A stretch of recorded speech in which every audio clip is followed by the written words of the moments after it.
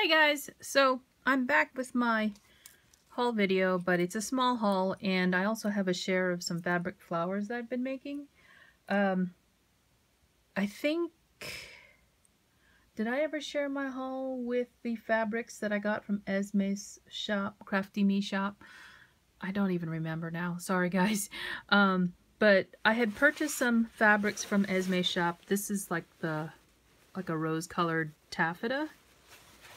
And I also have some of this pink, sorry guys, like a vintage pink lace. So that's just, oh, here's the satin one too.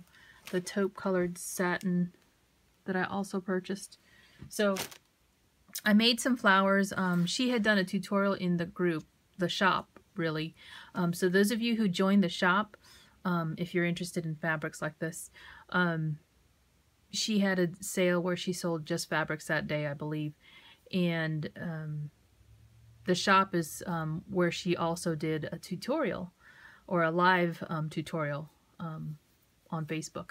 So I tried her tutorial out, and the rose was, this is my first time making this type of fabric flower where you melt the petals.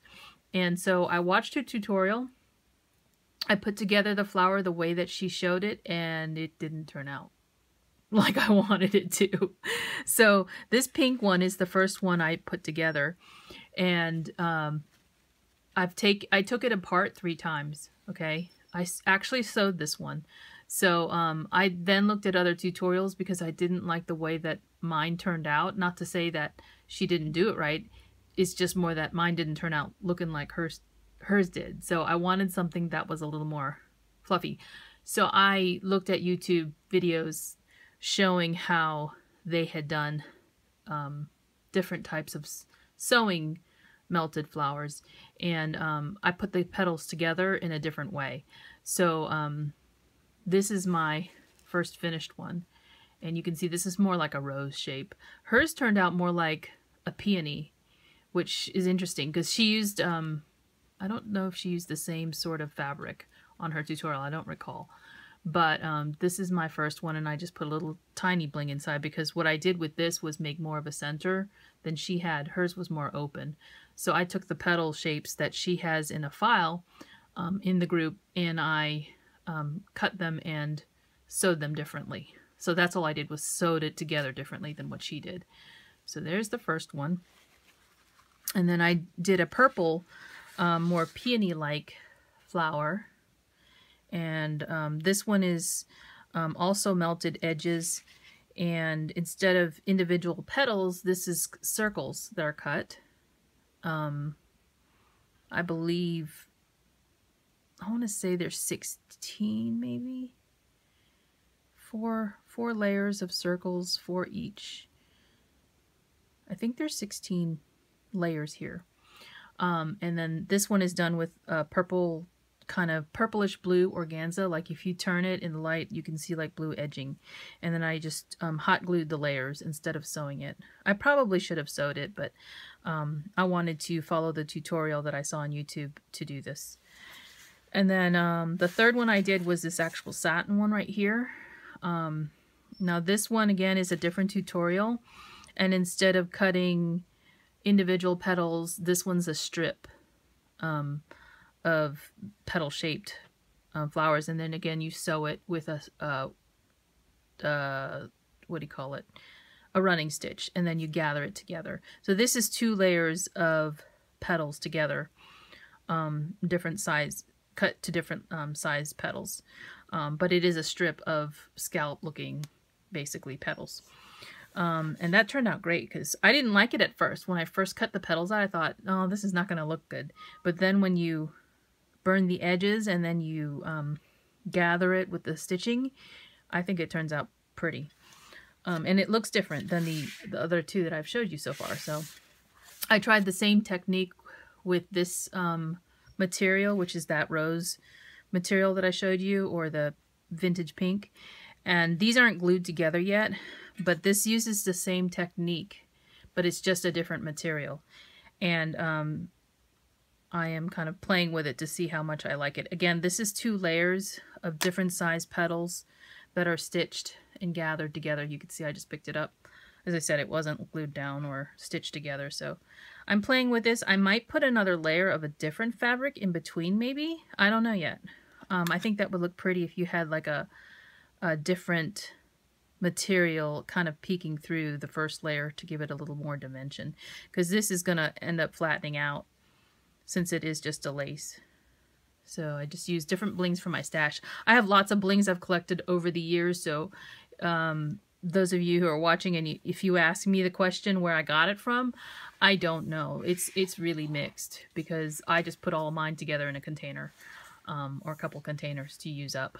So now I get to use my blings too. So that's my share for this video, and now on to my haul. Okay, so it's a very small haul of dies and some tilde, 2 different types of tilde. Okay, so this is the Tone Vinegar tilde. These are roses, embroidered roses that I got from Esme's shop. These are retired, what you call it, roses, or embroidered roses. And so she had some, and I just purchased these because I don't think I have these yet, and I just picked them up from her. And she also had the other magnolia tilde. Okay, so these are both from Sweden, but they're different companies, so don't get them mixed up. This is the magnolia tilde at Doohickeys, and I picked up these 2 dies in the package from her as well. Because she had them for a good price. Doohickeys are expensive. If you buy them individually from stores, they can run you really high. So I picked this one up. I think this is mistletoe for some reason. I think that's what that is. Yeah, sunflower, snowflake, and mistletoe. That's what these 2 dies are. So adding that to my collection. And then, of course, since I was obsessed with my new Anna Griffin kit, and it not having this type of window cutout die, what is it? You get these layers like this, and it didn't come with a die that looks like this. Now, this one, the doors open. So this is, or doors, the window actually opens. It's cut right here in the middle and here on the top and the bottom. So it is cut, I believe. It looks like it. But it didn't have this die in there. So I went searching for a window like this. And of course I've been searching for the canopy too, but I haven't found a canopy like this. So I'm just going to go ahead and cut, create a scan and cut file, or SVG file for my scan and cut to make this, because that's easy shape. You can also do it with probably a circle, like a circle, just cut it halfway, and then a if you have a postage stamp edge die, you could probably do this. It's just more work, but I'm going to go ahead and create a scan and cut file for that. But I found this Susan's Garden window die, which is not exactly the same size. I'll hold it up together so that if you guys are watching my obsession, it's almost the same size, but it is different. You notice that it's a window. It's not that long. So it couldn't double as doors based on how you wanted to use it. But it is a window die, and it is the same shape, almost exactly the same shape. So my cut file that I create from this thing will still fit that. But you know, in retrospect, if you do this, you're going to be hiding that piece anyway. So, but anyway, now I have a die. And this was reasonably priced because I got it off an eBay seller. There's 2 pieces of the die. If you look, there is this die as well, and that's a window box, supposedly. So like a little trellis that goes in front of the window. And you may have this in your stash already, since these have been out for a very long time. I picked this up off of an eBay seller since I was being obsessive about having the window. And now I do. Okay, so the other purchase that I made, which is non-crafty, so if you don't want to watch this, you don't have to. But I thought I'd share, because sometimes people have said they would like me to share some other things that I buy. I don't know. I did a video one time asking that question. So I've been looking around for a laptop. I have a laptop in my studio, but not in the house, because I use my work laptop for work, but I don't have a home computer in the house. So I've been using the tablet, and this is an iPad. Now, I have worked in IT for more than 20 years now, okay? So I've really, you know, come to appreciate having a computer when I need access to it. So I've been using my husband's because he got a new one last year and it's a desktop, but then I realized sometimes I'm taking up the computer and he wants to use it. So rather than doing that, I decided to get my own again. My laptop out in the studio is a few years older. I decided I wanted an upgrade that would last me for quite a few more years, hopefully, if the longevity is there for the product. And let me put that down. And so my iPad, it's great for if you just want to surf the internet. But if you're looking to do other things like writing documents or using software, it's obviously not a good thing. So, and that's my preference. Not everybody is like that. Sometimes people want to do video editing and stuff like that. They don't want to do that on this type of device. Plus, it requires more power for that.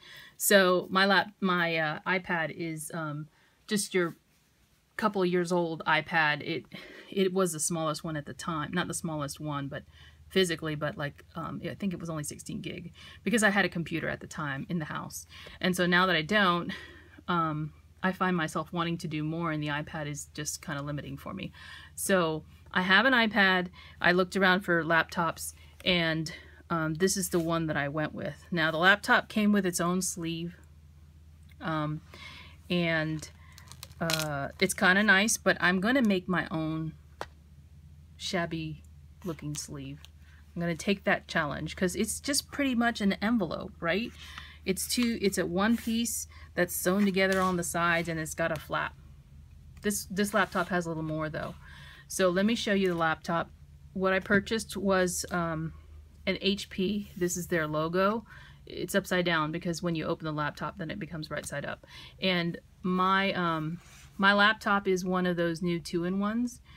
So it's very light, and you can see the color of it is an ash gray. This is configured to order from the HP website. I did not go with a MacBook Pro simply because they're too expensive. Too expensive. I mean, a lot of people like Macs, and I understand the whole gotta have it type of, you know, everybody's got one thing, but this laptop is better than that MacBook Pro because I'll tell you what, this has later technology than that does. They do not have an i7 for MacBook Pro, and this is an i7.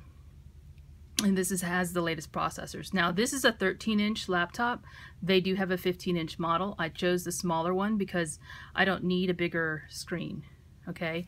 And because I chose the 13-inch, it doesn't come in this colorway. It comes in a silver colorway. This is an ash gray. So, and it's got rose gold detailing, and it's got the Thunderbolt ports. This is the sound rocker. So volume, Thunderbolt ports for charging your devices or for charging the laptop.